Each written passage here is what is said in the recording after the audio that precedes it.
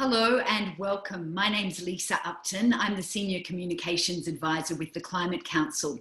And this evening, I'm joined by Chief Climate Councillor Professor Tim Flannery and fashion designer turned seaweed producer Sam Elsom.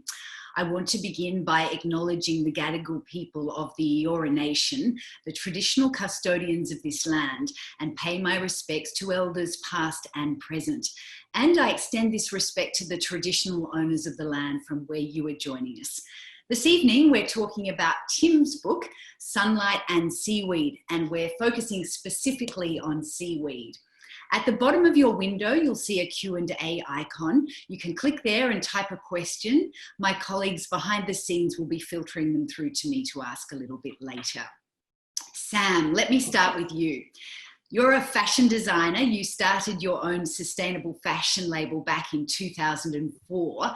Then towards the end of 2018, you joined a phone conversation with the Climate Council and about a dozen other people.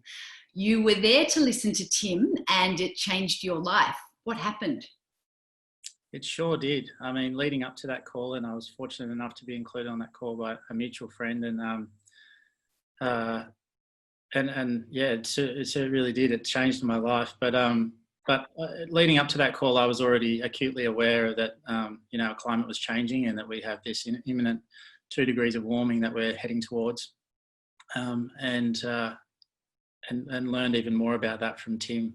But Tim has this very special and particularly positive outlook in the midst of all the doom and gloom. His conversation was charged with a lot of solutions, and one of those was seaweed. And my being a surfer and growing up around the ocean, it was something that I felt that I could really get involved in. So following that call, I began Googling people like Bren Smith and others that were growing seaweed, and was trying to explore how we could do more in Australia to support carbon sequestration through cultivation of seaweed. So yeah, it changed everything. Tim, do you recall that conversation? You seem to have had quite a bit of influence on Sam. Oh, look, I certainly do. And I must say I was somewhat apprehensive because it's a big life change to go from fashion design, where Sam was obviously very, very successful, into a high-risk business like growing seaweed. So I was full of admiration, but I was also a bit concerned. I don't want to put people onto a difficult path in life, But really, what he's done so far has just exceeded all expectations. I must say, I'm just so proud to have been a tiny bit of that story. But people like Sam can make the difference. That's if we concentrate just on the horrors that we're going to see as the climate unravels, we'll get nowhere. We need solutions, and some of them are going to have to be very, large scale and difficult solutions. It's not just cutting emissions anymore, it's cutting emissions and getting some of the excess CO2 out of the air. So yeah, it's going to be a long journey and an interesting one. Tim, tell us about seaweed and the potential it offers to help us tackle climate change. Sure. Well, look, if you look at the world around us, you realise there's not a lot of ways of getting additional CO2 out of the atmosphere. One way of doing it is planting trees, and that's a fabulous thing to be doing. I really encourage it, and it'll be part of the solution. But because of the scale of the problem, planting trees will only ever be a partial solution. There's just not enough uncommitted land area that can support forests to make a difference at the scale we need. So years ago, I started looking at alternatives, and the ocean was where the obvious opportunities were. Of the surface of our planet, 71% is ocean. Seaweed grows extraordinarily fast. Some seaweeds can grow 1 metre a day, and they can capture a lot of atmospheric CO2 as they grow. And it turned out that there was a place to put all of that captured CO2, which is in the deep ocean, and we can put the seaweed down there. There's a natural flux of seaweed into the deep ocean, even without our interference.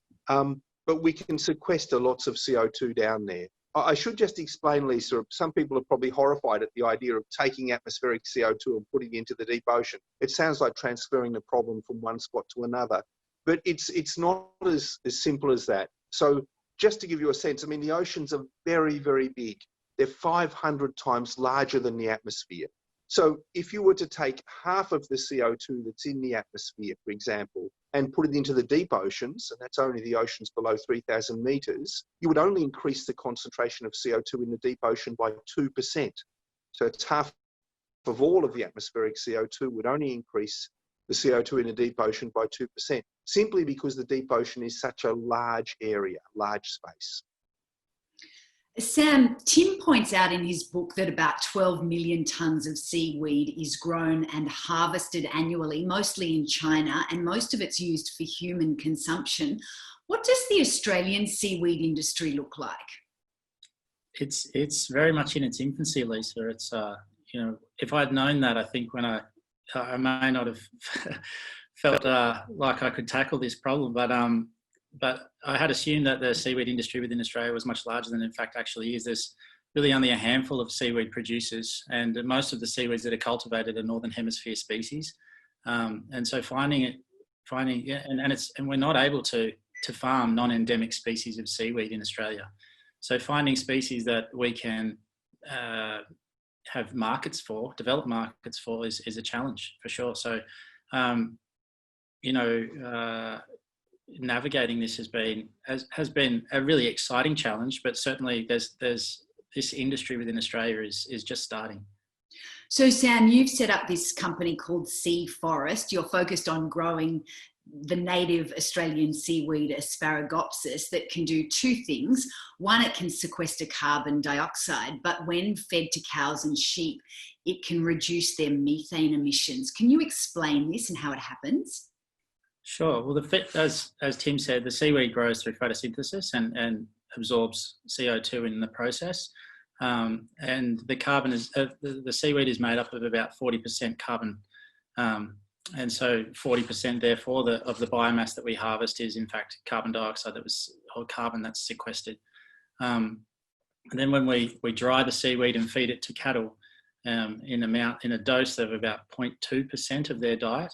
So very much like a small vitamin C tablet in the morning, if you like. And that abates up to 99% the methane production. And that's really significant because methane obviously makes up around 16% of our global anthropogenic greenhouse gas emissions. So, and it does so by intercepting with vitamin B12 in the final stages of digestion in the rumen. And it converts that otherwise expelled emissions into energy that the cow or sheep uses to grow. So it actually, in abating methane, it actually increases productivity, which is the exciting thing about the seaweed, is that we have this climate change solution or positive environmental impact, but at the same time we have increased profitability for farmers. So that's a really exciting element. And Sam, the CSIRO has been trialling feeding this seaweed to cattle, haven't they? What have they found? Yeah, so they kind of stumbled on this by accident, but James Cook University and Meat and Livestock Australia and the CSIRO, as you mentioned, have been researching this seaweed over 7 years, and they fed over 35 strains of seaweed to cattle to see which was going to be the most potent solution. And yes, Asparagopsis was deemed to be that solution, and they've done trials on sheep and cattle, beef cattle and dairy cattle, all with really promising results. Tim, Sam just touched on this, but how significant are the methane emissions from cows and sheep, and what sort of impact are they having on the climate? Sure. Well, look, probably non-fossil fuel emissions as a whole, so that's everything that's not burning of coal, oil and gas, is around about a quarter of all of our emissions. And, you know, of that 25%, maybe 15% is tied up with, with ruminant animals. So it is a significant contribution to the warming. And as Sam said, you know, if we could reduce that contribution at the same time that we give farmers better returns because they get better growth rates from their cattle and sheep, well, that's a winner, I think. And, you know, we are now at a stage where we need to throw everything we've got at this climate problem. We're really at we're approaching tipping points in the Earth systems far too quickly. So we do need everything. And Tim, how did somebody work out that by feeding seaweed to cows, it could reduce their emissions?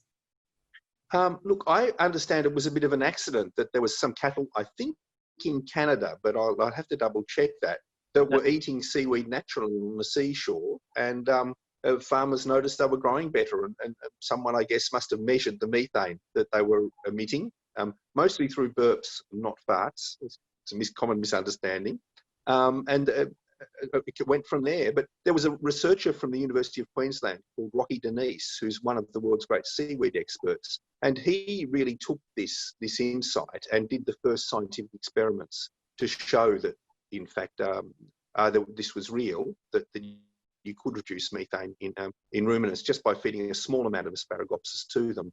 And since then, that's been validated by researchers in the USA. And I think now it's considered quite robust science. And Sam, is that your understanding that it was in Canada that this was first observed? That's right, absolutely. Yeah, it was Canada. A farmer there accidentally stumbled on it, as Tim said, and he got his tractor out and then fed it to the hill. Yeah, he had his herd subdivided initially, I think was the story, and then he ended up getting his tractor out and feeding it to the hillside cattle to find the same results. And so that's where I think Dr. Rob Kinley was the bloke that they sent out to check the results, who then they flew to North Queensland to work at JCU with Rocky on the abatement of methane. So it did start in Canada, as you said. But trials have happened around the world now, yeah. And Sam, you've raised about $4 million, I believe, to get Sea Forest started. You've set up in Tasmania. Tell us exactly what you're doing and why you're doing it in Tassie. Sure. So we originally, after learning about Asparagopsis, and I think at the time I was sitting on my father-in-law's couch watching Landline with him. He's a sugarcane farmer in northern New South Wales. And I was already on this seaweed journey, thanks to Tim, and saw Rob Kinley talking about the seaweed and how its impacts on methane, and stumbled on that, watching Landline with my father-in-law by accident. So then that became the Sea Forest journey.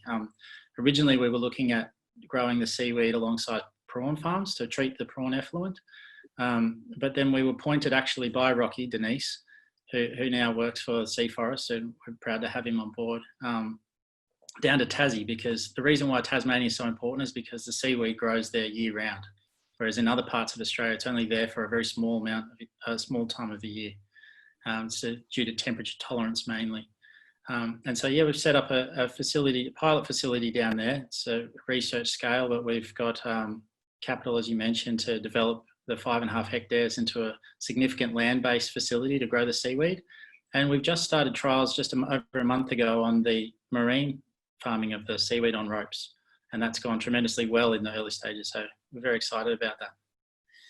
And the 12-month trial, I understand that you're starting next month on land. How much seaweed are you planning to grow from that? So that'll be 350 dried tonnes of seaweed per year for that alone. And then eventually, how much would you like that to increase that to? So that will grow to, we have another site where, 5.5 hectares will be at capacity, and then we have another site also in Tasmania where we'll develop another 5.5 hectares. So that'll get us to 700 tonnes of seaweed. And then we have also a marine lease, which we've got 100 hectares at marine lease, which will also grow the seaweed. And so is the plan then to sell all of this to sheep and cattle farmers? That's correct, yes. So yeah, just to the meat and livestock industry and to the dairy industry. And how much interest have you had so far? Tremendous amount of interest. It's really surprising, in the early days when I was thinking about this, I had assumed that farmers, were not so concerned about climate change as we are. But in fact, they are looking at the issue, and I know there's a number of large dairy companies in particular that we're talking to that are really keen to report to shareholders that they're tackling the methane problem. So there's definitely interest. Tim, obviously Sam is focused on land-based seaweed production, but your book looks specifically at mid-ocean kelp farming. Tell us what it involves and whether anybody's doing it. Sure, yeah. Look, the concept for mid-ocean kelp farming is that you create a sort of a framework or a structure in the ocean to grow the kelp on. The growing of kelp is quite well understood. We know how to do that. So you grow it on a framework. And the mid-ocean is sort of a biological desert, really, particularly the first 100 or 200 metres of water, which is sunlit. And the reason it's a biological desert is that there's no nutrients in it. So to grow the kelp, you'd need to bring up water from 300 or 400 metres down using a pipe and a very small amount of energy to pump that cooler water to the surface. You then use that cooler, nutrient-rich water to irrigate your crop of seaweed.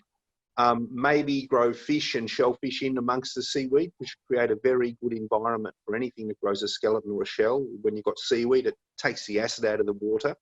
And then you could simply cut the seaweed off and let it drift down to the ocean depths where it'd be eaten by sea cucumbers and whatever else eats it today.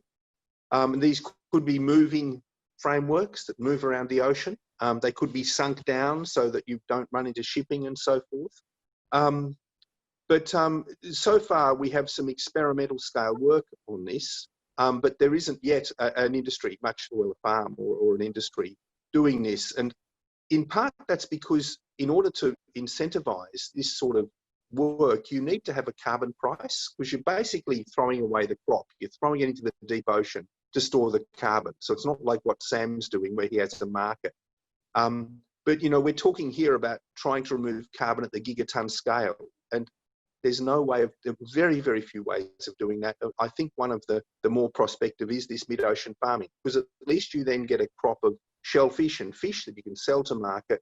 And with a carbon price, you can sink the seaweed and allow it to continue to grow. Tim, tell us about the early efforts to grow giant kelp and what went wrong. Well, it's interesting, you know, if you go back to the fuel crisis or the oil crisis in the 1970s, the US Gas Roundtable, who were the fossil fuel organisation at the time, became so worried about access to oil from the Middle East that they invested a large amount of money in trying to grow seaweed as a fuel source.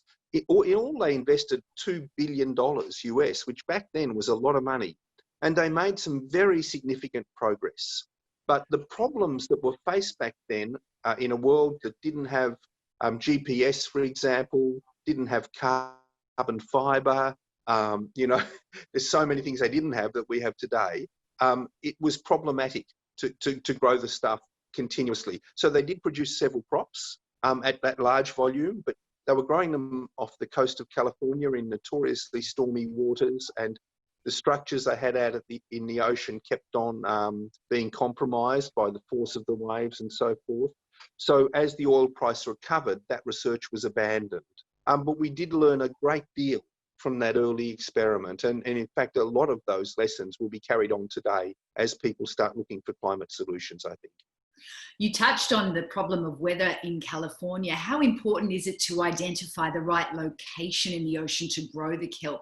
And if you were doing it, where would you do it? Well, one of the great things we need today is a simple map of where it's best to do this. We don't even have that. I mean, this is something a PhD researcher could have a decent stab at. And the sort of things you'd look at is weather. You know, in the doldrums, the oceans are still. That's kind of useful. You might look at submarine canyons, because submarine canyons are one of the great natural siphons for carrying sunken seaweed into the deep ocean. You may look for markets. Where are there submarine canyons, calm weather and markets, you know, adjacent to big cities, where you could do everything more cost effectively. But we don't even have that map. We've got a map of the 660 submarine canyons on our planet. We know where the cities are, but the rest of it just hasn't been put together. So at this stage, it's a bit like Sam was saying about the seaweed industry in Australia. People don't realise just at what an early stage this whole enterprise is at. So just the most basic things we're still requiring. And, you know, we'll need to invest money in that sort of stuff now if we hope that in 20, 30, 40 years' time, we'll have the capacity to draw down CO2 at a scale that makes a difference. So this is really the research and development phase. And as you say, Tim, in your book, only entrepreneurs with vision and deep pockets could make such mid-ocean kelp farming a reality. What realistically are the chances?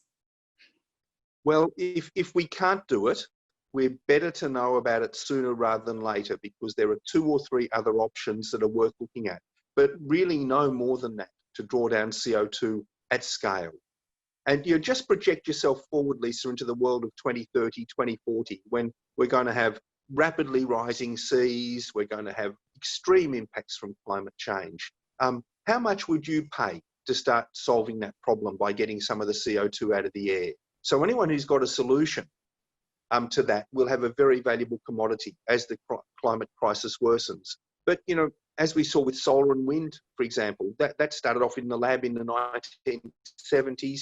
It's taken 30 or 40 years to get those solutions to scale. So, you know, as well as cutting emissions hard and fast now, my view is we have to start doing the R&D that's necessary to give us the longer term sustainable solutions. You know, I view this whole enterprise a bit like, you know, searching for a vaccine for the COVID virus. You know, it's going to be very expensive. It's going to be long term, but ultimately it's what we need if we want to actually, you know, prevail over the problem we're facing. Well, speaking about entrepreneurs with vision, Sam, I'm really struck by what you're doing and the entrepreneurial spirit that you've got. This obviously takes lots of imagination. It takes a fair bit of courage. Has this journey been what you expected? Well, it's been an incredibly exciting journey. I mean, you have to remember that I knew nothing about seaweed other than what I'd learned from Tim early on and Googled really. And then it's been through, you know, the meeting of some really inspirational people, and Rocky Denise being one of those, and others that we've met along the way. You know, Craig Sanderson, who's the godfather of seaweed, if you like, down in Tasmania, has been on our team and has been extremely helpful in making sea forest a reality. And I think, you know, for me, the journey has been one of tremendous education, first of all, and also really inspiring, but that's because of the team that we have on board. So I think as Tim mentioned, there's only a very small team of individuals that know a lot about Asparagopsis, and they all pretty much trained underneath Rocky Denise, and a good portion of them work for Sea Forest now. So we're driving, but there's not a lot of knowledge out there. So every day we're pioneering new ways of cultivating the seaweed and the conditions under which it needs to be cultivated, but also learning so much every day. So it's been really exciting. I'm sure there have been plenty of challenges for you. I wonder how much of a challenge it was to find investors. It's a pretty unique story that you're selling. It was a challenge early on, for sure. We had a novel concept. First of all, growing seaweed, a native seaweed that had never been grown before. We had an industry that wasn't developed enough yet that was going to accept a supplement made from seaweed, as in the meat and livestock and dairy industry. There were still food and safety questions around the seaweed, which there still are, and there was no carbon price yet, as Tim mentioned. So there was a lot of unknowns attached to Sea Forest as a project, and so that, you know, investors were wary, and understandably. So we then decided to, you know, we have to prove it. So first of all, we have to grow it. So with the guidance of our team, we began growing the seaweed, and slowly began to de-risk the exercise. Not to say that it's any less risky today, but we're now growing seaweed, and it's going very well, and our pilot facility is doing fantastically well. And we've got the support of some incredible people. You know, I'm fortunate enough to have 3-time world surfing champion Mick Fanning on the team and supporting us, and amongst others that are, you know, care about the future of our planet. And so I think once we get to the root of this problem, it's what Tim talks about, you know, so what would we prefer? You know, there's going to be a point where we all have children, and they all have children, and what world will they live in? So, you know, this is action that needs to be taken. Sam, what does the future look like if it all goes to plan? Will every cow and sheep the world over be eating dried Asparagopsis? I think so. I do believe they will. I think it will become mandatory. There's no other solution at this point in terms of being able to abate methane, tackle that methane issue, or nothing as potent as Asparagopsis. It's a natural product, so it's not a synthetic or a pharmaceutical product. So I think it will be broadly adopted when we can get up and running. And so, are you looking at export markets? We are. So we're growing as much seaweed as we can in our current location, and part of our plan is to build a handbook, is what we're doing with the University of Tasmania on how to cultivate the seaweed, and then we will license that out to other areas of the world so that we can get the supply as rapidly as possible to where it's needed most. Great. Tim, how much seaweed would the world need to produce to sequester carbon for it to make a significant difference in addressing climate change? Oh, that's a great question. So to reduce the concentration of carbon dioxide in the atmosphere by 1 part per million, we're currently at about 417 parts per million. So to reduce it by 1 part per million, you need to take 18 gigatons of CO2 out of the atmosphere. So to take 1 gigaton out of the atmosphere by growing seaweed, using a conservative estimate, you'd need to have a farm the size of South Australia, right? So we're talking about very, very, very big figures here. We might get lucky and find that the seaweed grows faster. We can give you a general sense of the scale. So when we're looking at drawdown and thinking about that scale, you understand why we need to start the research and development now. You don't create large-scale seaweed farms like that overnight. I mean, there's already, off the coast of China, there's 500 square kilometres of seaweed farms, but they're not sequestering a lot of carbon. We need to do it offshore and at large scale. Tim, is there a danger in talking a lot about drawdown and promoting solutions like seaweed? The fossil fuel lobby could say, look, we can keep pumping out greenhouse gas emissions, technology will be developed to deal with the problem. Look, there really is, and I struggled long and hard with that question before I started talking about seaweed. And I guess I came to the view that there's a moral jeopardy both ways. If I don't mention anything, 20 years from now, 10 years from now, when we desperately need drawdown, I think I'll regret it. If I mention it now, you're quite right that the fossil fuel industry might use it as a get out of jail free card. But I tell you, we need to fight like hell to make sure that doesn't happen.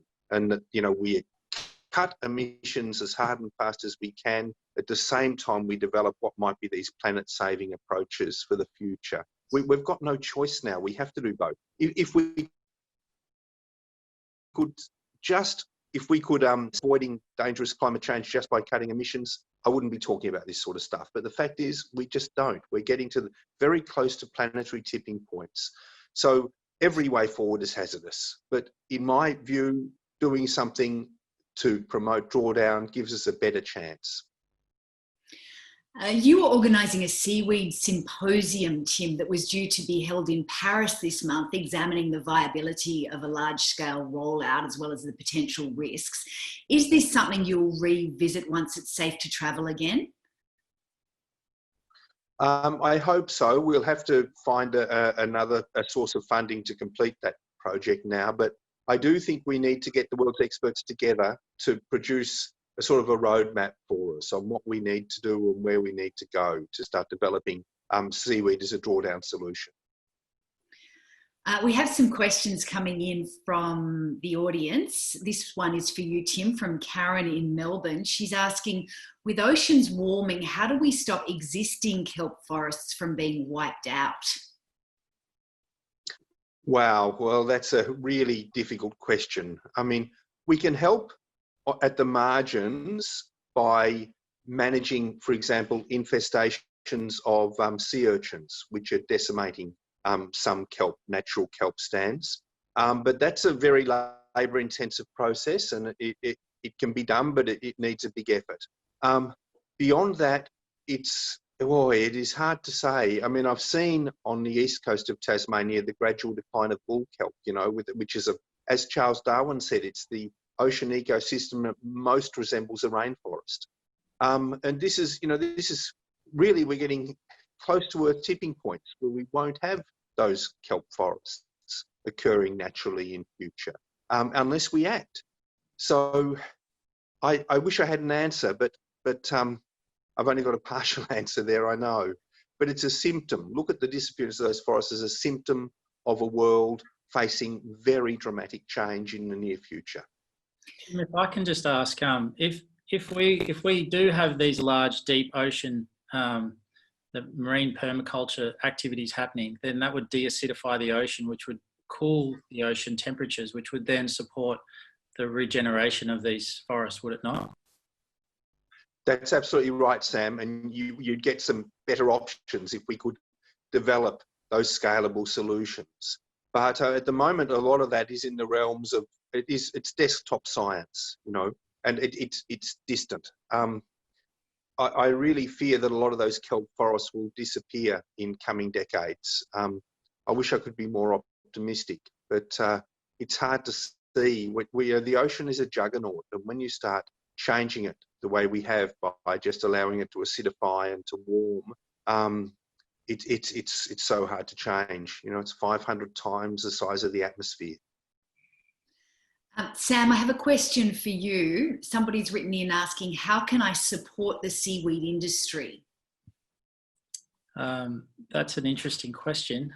There's a number of projects happening around Australia, mainly in universities. You know, incredible projects like wet spinning seaweed into wound dressing. You know, seaweed is antibacterial and antiviral. You know, there is also obviously there's kelp rejuvenation projects happening down in Tasmania that Craig Sanderson's involved in. In terms of a pathway to enter into the industry, I'm not familiar with one exactly. It's an interesting question, but happy to take that offline and see if we can try to find an avenue for these people to support the industry. And there's another question for you. Are there issues tethering these seaweed ropes or frames in big weather? There would be. So our research on ropes is only 6 weeks old. So we're a startup, but we're having some promising results. We're utilising some mussel infrastructure, and so those mussel ropes and lines are already in place out in the ocean, and so they've been farmed there for over 25 years successfully. So we're confident that we'll be able to grow the seaweed. And in fact, the Asparagopsis was already turning up on the mussel lines naturally. So that's been one key factor for us in why we chose the particular area where we're growing it, is that it's not impacting with the natural biodiversity. Tim, a question from Dee. Have you seen the seaweed industry grow internationally and locally since you wrote the book? Look, it certainly is growing. I'm not sure how much impact my books had beyond, Sam and others, but globally, the seaweed industry is expanding at a huge rate for a whole lot of reasons. Seaweed is used for probably literally thousands of products now. From high-end pharmaceuticals that you might pay $10,000 a kilogram for, right through to feedstocks for animals like abalone. So it's a big industry. It's contributing some drawdown because it captures a lot of carbon out of the atmosphere, and some of the seaweed escapes into the ocean and presumably eventually gets washed into the deep sea. But yeah, it can do more. It can do a lot more. And Tim, talk to us about the advantages of mid-ocean kelp farming compared with nearshore or onshore seaweed farming that Sam's working on. Yeah, well, look, I think the first step, the whole history of seaweed farming has been near shore. And with the sort of things Sam's doing, it's fantastic. There's a double benefit. You draw down some CO2 and you can eliminate methane from ruminants. But the ocean stuff, really, the reason that's important is that, and I'm running out of bandwidth here, so I'm sorry, I'll have to close off soon. But the reason it's important is that you can store the carbon in the deep ocean. So that is the key benefit of offshore farming. You've got somewhere to put the carbon. So capture is only part of drawdown. You've got to then store it over long periods of time, hundreds, if not thousands or millions of years. Tim, I can't let you go without sharing this picture, if I can get it up. Before you disappear, please talk to us about this. Somebody sent this to me this afternoon. This is you. Can you confirm this is you? It is me. I'm in a bath of an Australian native seaweed called crayweed. It's supposedly a beauty treatment, Lisa, or it's good for your skin or something. I can't attest to that. I may have been the wrong subject, actually, to subject to a bath of crayweed for an hour. But I did enjoy it. It was I made sure there was no crabs remaining in it, but it was good. So it's just one of the many uses of seaweed. Did your skin feel lovely and smooth afterwards? Look, I'm not sure. I'm sorry I to didn't answer turn like you. people. I was away on a trip doing it. It was sent to me this afternoon, and I thought I have to share this. It's a fabulous photo. I know you need to go, Tim, so we'll wrap up now. Our next event will be held on Tuesday, July 7, when we'll be talking about Rebecca Huntley's new book, How to Talk About Climate Change in a Way That Makes a Difference. Rebecca will join us for that conversation along with Climate Councillor Professor Leslie Hughes, and we'll send out more information ahead of time. Many thanks. I think we've lost Tim already, but many thanks to Tim, and many thanks to you, Sam, for joining us this evening for a really interesting conversation. Also, thank you very much to our community of generous regular givers. The Climate Council is an independent, community-funded organisation, and we wouldn't be able to do this without you. Have a good evening.